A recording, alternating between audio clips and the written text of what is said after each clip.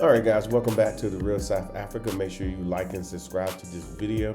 We have a Ghanaian in town who interviews a lot of Americans, and so we're going to have a quick conversation about what happens during that process. So check it out, and of course, like I said again, like, subscribe, and share. Hey guys, this is Mark Blanton from the Real South Africa, and of course, across from me. Matter of fact, tell them who you are. My name is Hayford. People know me as Captain Hayford. I don't like this kind of introduction. Okay, I'm the CEO and founder of World Nation Africa. But I'm just a Ghanaian. Yeah, a Ghanaian hanging out in South Africa. Exactly. Yeah, he's having his first experiences. Your first experience, right? Yeah, I've not been to South Africa before. Okay. This is my first time. I'm here for 21 days. Okay. And I'm liking it so far, so good. Yeah, what's happening? Because I'll be honest. Talk to me. I said this earlier on that most people choose South Africa over Ghana. I didn't understand. Right? I'm like, who would choose any country over Ghana? Mm-hmm. Now I get it. You're starting to get it. You haven't. I've not even. This still how many days now? 15 days. Yeah. And I'm like, oh wow. You been here 15 days? I think so. Oh, that's right. Yeah. Because I spent 10 days in Cape Town. Yeah. And I've been here for like 34 days or so. Yeah. Almost 15 days, I think. Yeah. And I like it, the infrastructure. Even where we are now, there's an estate. And we've been driving in the estate for 10 minutes. But you found me. Yeah. You found me. Yeah. Yeah. But it's big, it's huge. I'm saying this to say the estate is huge. Now Ghana, we need to step up our game. It's impressive. And you were telling me something that I was shook that majority of your neighbors are not even Caucasians or white, but they are black. Yeah, because that's what you thought initially. That's what I thought. Yeah. No, because that's what they kept telling me in Cape Town, that you see all this infrastructure, it's all white people. Yeah. You so see, I'm thinking it's the same here, but you're like, no. Oh no. See, now I can see all the people in the comments from everywhere but Cape Town saying, no, Cape Town, that's just that one. But we got a whole country. And black people are doing very well for themselves here. It is very good. Yeah. It is very good. I mean, the wealth is distributed the way it's supposed to, right? Because the locals are supposed to be more wealthier. Imagine going to UAE or Dubai. Right? Yeah. And the most wealthy people are not the Emiratis, they are like the foreigners. That doesn't make sense. Yeah.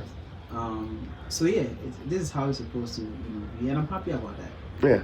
It's happening. It happened. And you were saying something behind camera that, you see. Don't tell them everything I said. I'll just tell them one, that you see a lot of data saying, this is what is happening on the ground and the wealth is not distributed right in Ghana respect. But most of the time, that's not the case. You were telling me. Well, yeah. Basically, what I'm trying to say is that I'm a lot of let's say the whites obviously post apartheid, and we are post apartheid. We're not in apartheid. They still retain the wealth that they had prior to, but it's trickling away from them, and it's going into the black hands, so to speak, and it's kind of leveling itself out. So you're gonna find a whole bunch of, you're gonna find some wealthy white people, and you're gonna find a whole lot of wealthy black people as well here in South Africa. I saw homeless first generation. Yeah. But what'd you say? I saw homeless white people. Yeah, they're here. Yeah, people, but they don't talk about it. No. Yeah, the only thing they talk about is what Trump's talking about. Yeah. And that's such a. I mean, I'm not saying that those things don't happen, but paint the whole picture. If you're going to talk about the picture, it's happening to everyone. And then if you want to really paint the picture, it's happening in Ghana. It's happening everywhere. It's everywhere in California. Everywhere. Class, there's those making more money and there's the bottom. And if it's black, all black country, black people, you're gonna have that percentage where they are, living hand to mouth, and you're gonna have that. It doesn't matter what color they are. Yeah, you're still gonna have those kind of people in the society, and it's natural. It's normal. Yeah. I mean, in China, I met so many homeless people. In China, and they are Chinese, right? Yeah. But imagine if, I don't want you to get into those race kind of thing. Yeah. It's crappy. An illusion. I don't think it's really. Yeah, it's an illusion. Yeah, I agree with you. I think there's, in my opinion, especially being here as often as long as I've been here, that, like you said, you see a lot of poor everything, and you see a lot of wealthy everything. You see everything. You just got to figure out, where you want to get in. And I know for us in the United States, we're jaded in a lot of ways, for a lot of reasons, a lot of good reasons. But at the same time, you don't have to come here and carry that mantle any further. You could drop it off and keep it moving. That's so true. My driver yesterday was telling me that apartheid it happened a long time ago. Exactly. He was really passionate that let's move on.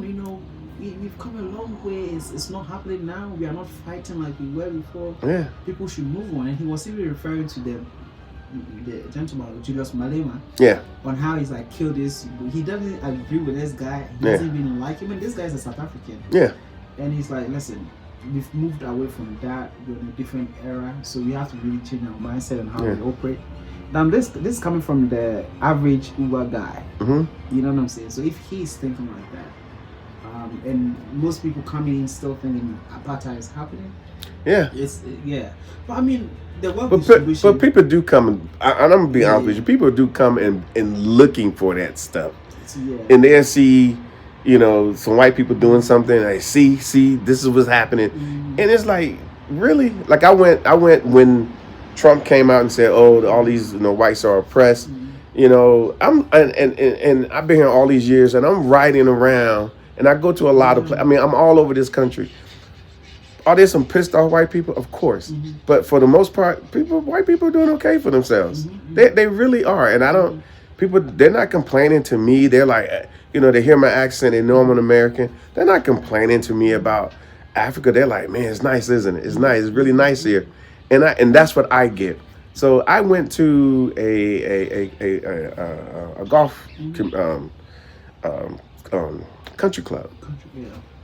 Because Trump was saying, I said, well, let me go look for him. So I went to this country club and I rode around. I mean, everybody was living well, eating good food, relaxing. Like, what are we talking about? They trying to paint the picture that all there is happening is just the beneficiary oppression. When this picture is painted, I'm really curious. Like, why do they do what they do? Yeah. And say this is happening. Genocide is happening in South Africa. Yeah. And so people get scared and they don't come. Who benefits from that? I want to know. I don't know. I can surmise, but I would say this. I've been here enough. I've seen these guys solving problems left and right. Like currently, we have a coalition government. Get out of South Africa's business. And that's what I tell people. Let them. They're going to solve their problem. They've been solving it this far and thus far. So it's not up to some American, somebody who don't even live here, somebody who's just taking, stuff off the internet and trying to let them figure it out. And I believe, and there are people that are like, oh, Mark, you're just so optimistic. No, they're figuring it out.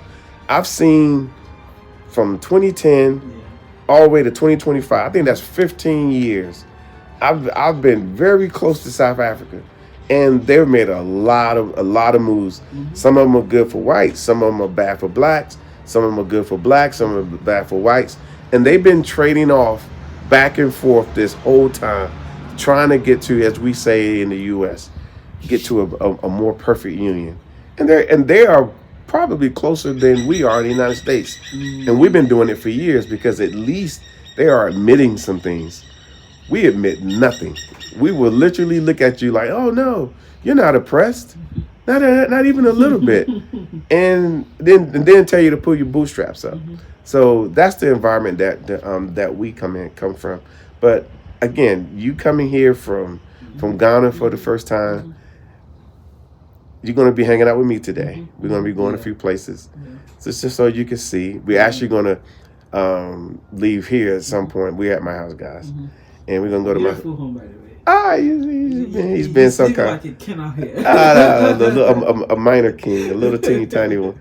Yeah, I try to lay low. People don't realize I try to lay low because I like my lifestyle here in what South Africa actually offers. I take it. I don't shy away from it. You better believe that. It's beautiful. Yeah. And we're going to go to my sister's house. You don't know that yet. And we're going to go to a few places. So you guys just need to just kind of stick with it, Yeah. just so just so he can see he's Mhm. he's no different than me. He's trying to pass the word about because think about it. If we can get these African To Americans, see the truth. yeah, and Mhm. these Ghanaians and these South Africans and these Nigerians. I know South Africa. Yep, I said it. And these Nigerians and these Tanzanians and these Cote d'Ivoirians and all these people together, in some way, we could do pretty well on this planet because we got too many resources and all that good Yeah. stuff and good That's people. true. That's true. Yeah, and the food's good here. Is the food good in Ghana? Yeah, it's good. The food is I good. don't know, man. You mean the local or the international? The local food. No, yeah, no. We have one of the. Okay. Listen, man, you don't call it as one of the classic food. We have nice food over there. Yeah.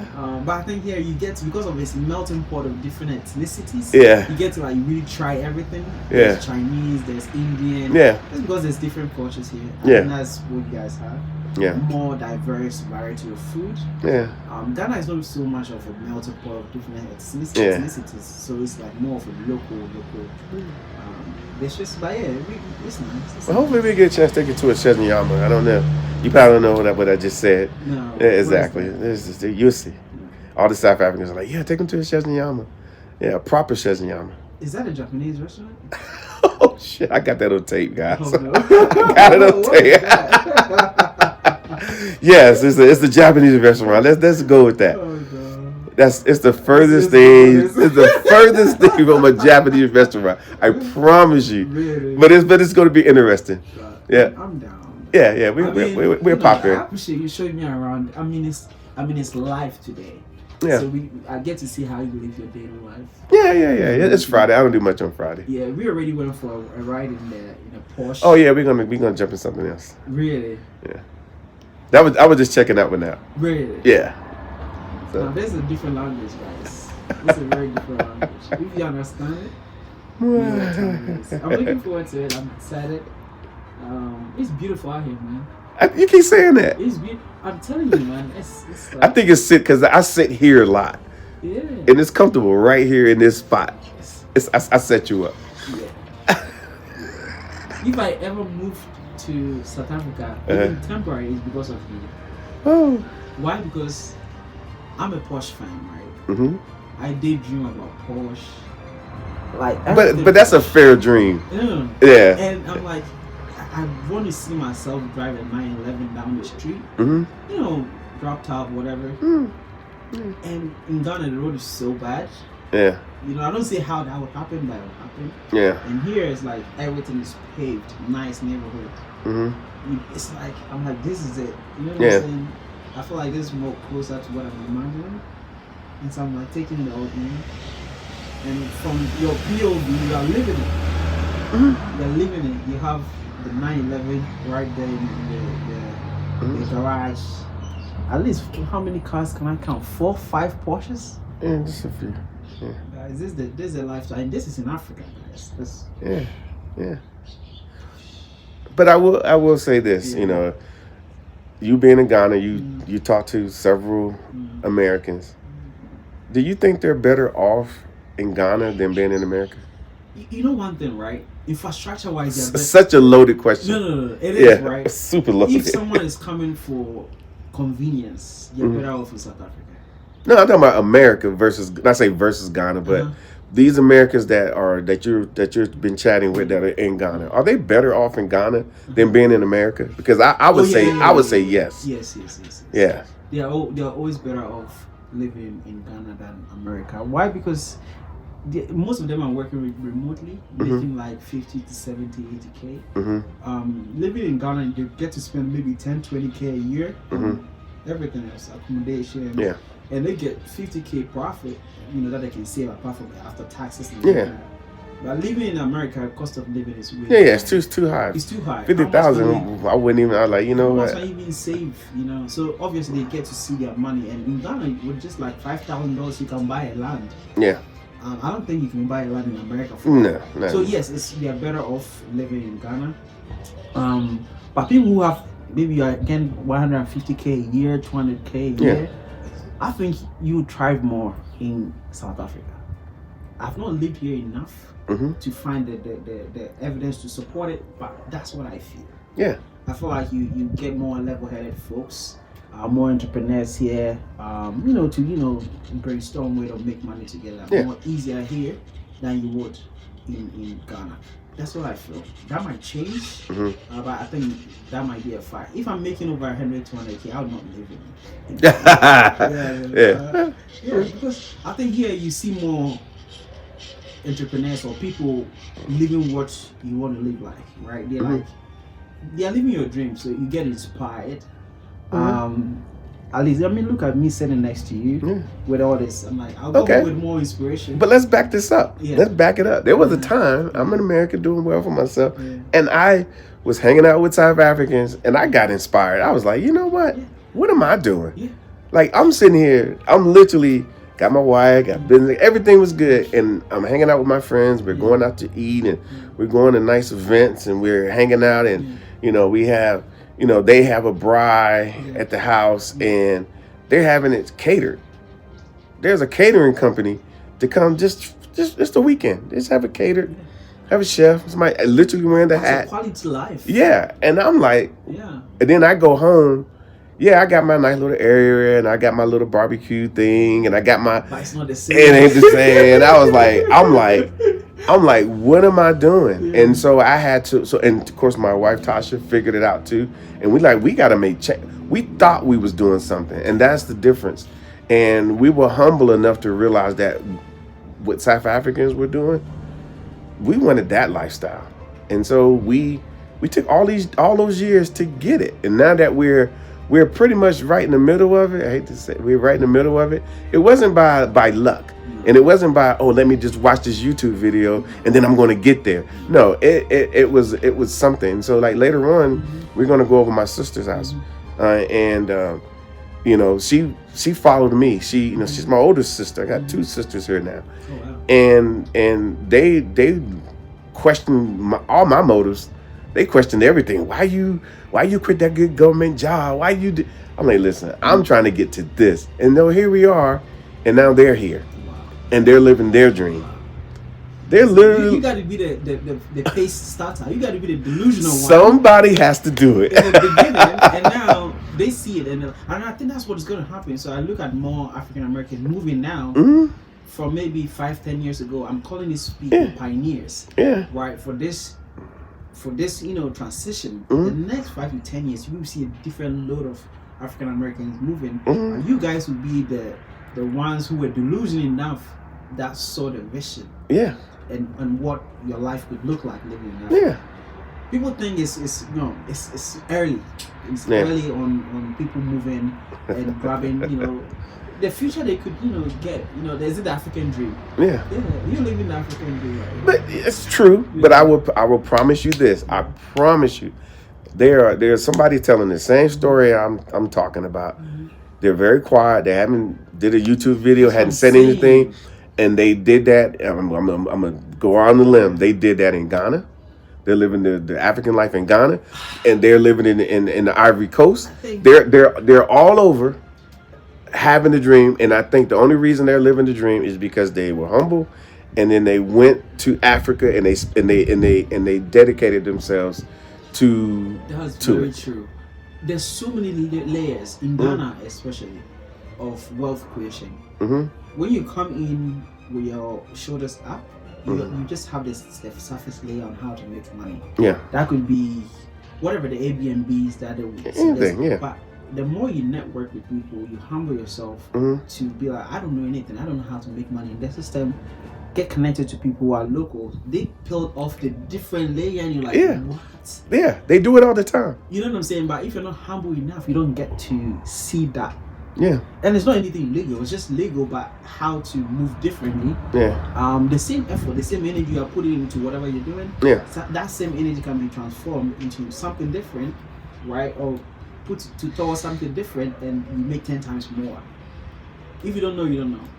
And it's a big deal. I know friends who are making. I didn't know that. I'm like, are you making that much money? You're making millions a year, and what they do, you never even think of it. You never even think of it. Yeah. And I'm like, wow. If I was not humble enough to be like, okay, teach me. I'll do Yeah. that. Yeah, I think that's what. Yeah. bro. I can tell you, I learned a lot over the years, and but Africa, in my opinion, well, and I'm gonna leave it here so we can move on. But the what's the word I want to say?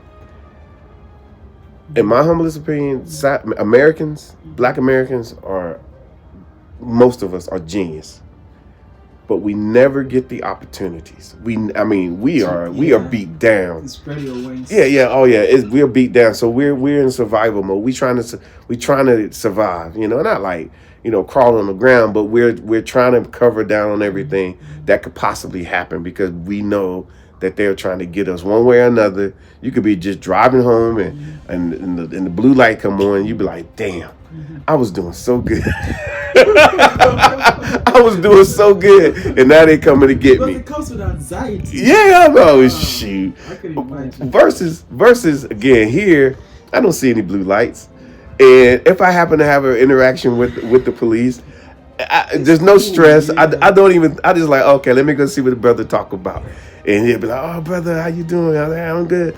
We have this conversation, and before it's all over, we're laughing, joking, we're moving about our way.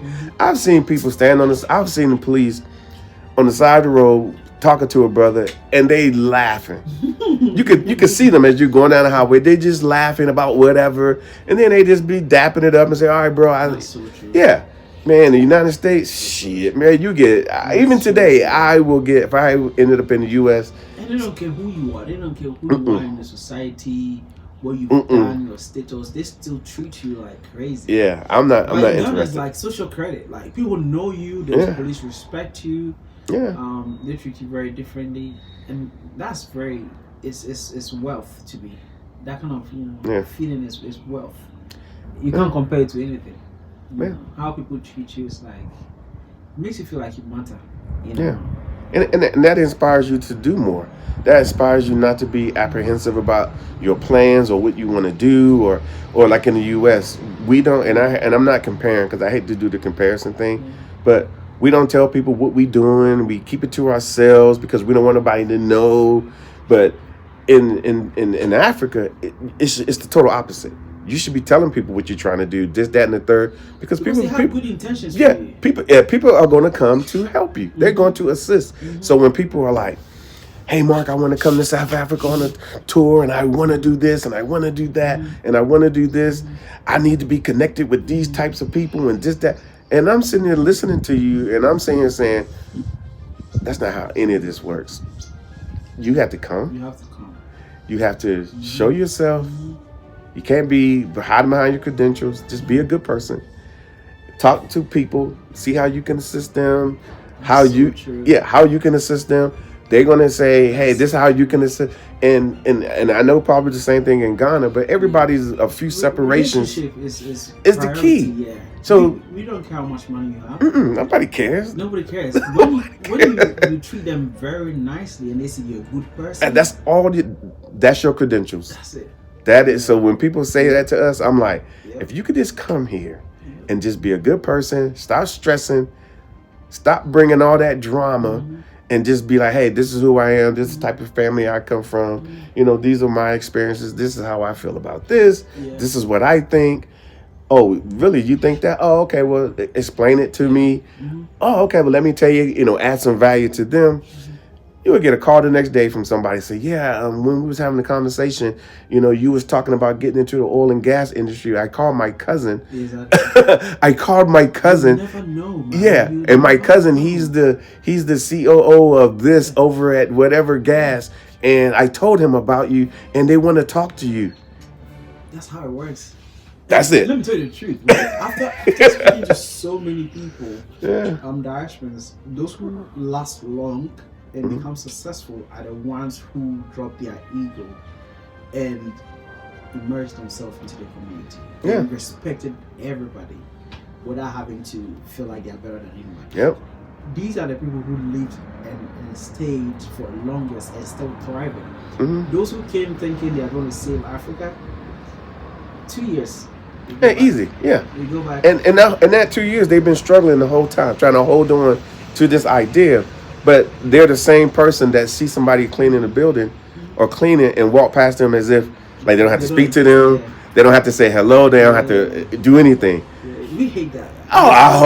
You know what? I hate it now. I do. I do not like it when people come and they see people who are, doing work that, okay, they wouldn't do. Yeah. But they're doing it because that's what they need to do to take care of their family. And you should respect it. You should definitely respect it. Yeah, respect it. You don't want to, he or she do not want to be out there. But they're out there doing their thing. And why would you walk past them as if they don't exist? Really? Yeah, it's different out there. Really? Like, back home, you come and sometimes I'm privileged because of who I am and what I do for work.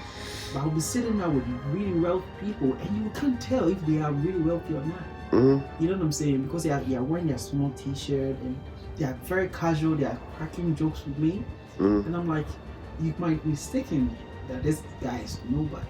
Yeah. But I remember the gentleman introduced me to the general manager of one of the biggest banks, and the owner of one of the biggest banks in my country, casually. Like, as I'm sitting here with you, I'm like, just like that. Yeah. You know what I'm saying? And because of how we were, the relationship is friendship first. Right? When I try to be like, oh, do you know who I am? I'm the this, I'm the that. Yeah. Nobody, trust me. But because relationship, we're like friends, like, doors open easily. And I think it's everywhere in Africa. I'm sure it's the same here in Cape Town and in Johannesburg. Yeah. And that's funny. I'll tell you this short story. Then we're gonna go for sure. We're gonna do something else. Yeah. But I remember 2013, maybe 2012. I'm at some location that me and Tasha staying because we were visiting, and so we're staying there. And there was these white business people. They was doing something in the IT industry. And so they happen to be staying in the same place. So every day they had meetings. But of course, in the evening, everybody goes back and change, and we eat, and there was drinks and stuff. So I'm going to be there for that. That's for sure. And they kept talking to me. Trying to fill me out. And I'm listening to them, and I realized that they wanted me to be part of their scenario. They wanted me to be part of what they was doing. And okay. I listened to what they were saying. They didn't say that particularly, but you could tell that they were trying to fill me out. Because them coming to Africa, they have a hard time acclimating these, to what's happening. They have a hard time acclimating. And they probably felt if they had somebody who speak English like them, who come from a Western ideal like them, and at the same time, I can acclimate 10 times easier and get 10 times further simply because I'm black. You fit right in. Yeah, I just looked at him. I was like, I see what you're trying to do, but I could do that for myself. I just didn't need them, but I can do that for myself, and that's where I always want black people to come, because I know we carry heavy resumes, heavy credentials, heavy everything. Here. Oh yeah, we got everything that these people want on this side. But we keep presenting ourselves wrong, and it's almost embarrassing in some ways, because I know that we got some massive talent in our community. So true, and I'll use this example. I think I did in earlier the interview with a gentleman called Max Maxwell. I keep mentioning his name because there's someone who is into real estate in the diaspora in the US.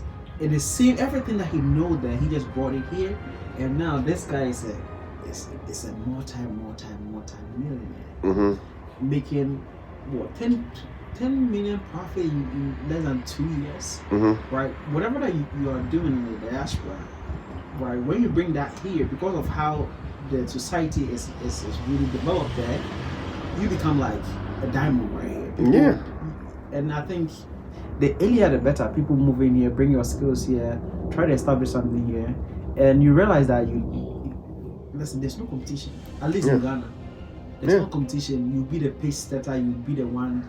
It's easy to come on top, right? And I think more people should come. Don't really question. I think start with it. Visiting. Start with visiting, network your way through it. Meet wonderful people like yourself. There's a ton of nice people here. Yeah, and then what happens is their network opens up to you. Right? You know what I'm saying? If I know you and you are really cool like that, anybody in your network is open to it, and vice versa. Yeah. Right. But if you, that's what's going to change everything. For me, I'm here because I'm with you because of the fair. Yeah. Because 20. Yeah. Have a good relationship with you. And because of that, I'm sitting right next to you. Yeah. Because of that damn 20. And that's what I'm saying. The network will open up. So that's what you have to really start from. Being on the ground, chilling, networking with people. And everything will it's a dominoes effect. Everything just opens up to you. If you have a good heart, though. Yeah. If you have a good heart. Yeah. And that's what I'm saying. That's what you have to show. You can't show your credentials. I graduated from this place and I did this. Trust me, I used to care. And then I've been here so long. When I hear people, like people would message us and they want to come to South Africa just on a tour. But before that, they sent us this long resume of stuff who they are. And I'm thinking, push that to the side. You want to come to South Africa? Let's get you here to South Africa. Let's get you in space. Because, like, for example, you went to Mandela Square for the first time. I was there yesterday, Yeah, for the first time. And so when you was there, you saw a lot of cool people out there. People doing their thing. There are people, and if you decided to have a conversation, you could. People will hear you talking. They be like, "Hey, let's talk. Let's da." You go there a few times. There's a lot of business meetings happening out there. Yeah. It's all happening. There's the supermarket that they have Louis Vuitton, Gucci. Oh yeah, we have that. Yeah. It's basic stuff. It's basic stuff. It's basic. You call that basic? Yeah. Ghana. Yeah. South Africans are shit on us here. It's all good. But anyway, let's end this. But let's go inside and then we'll go from there. I'm down for it. Cool. Come check it out. Hey everybody, this is Mark Blanton and this is Dr. Latasha Blanton from the Real South Africa Travel and Tourism. And we have amazing packages to Johannesburg, Cape Town, and Durban. So we would like to see you guys here. All you have to do is just go to our website, therealsouthafrica.com, and we'll make sure that your trip here is amazing. See you here in sunny South Africa.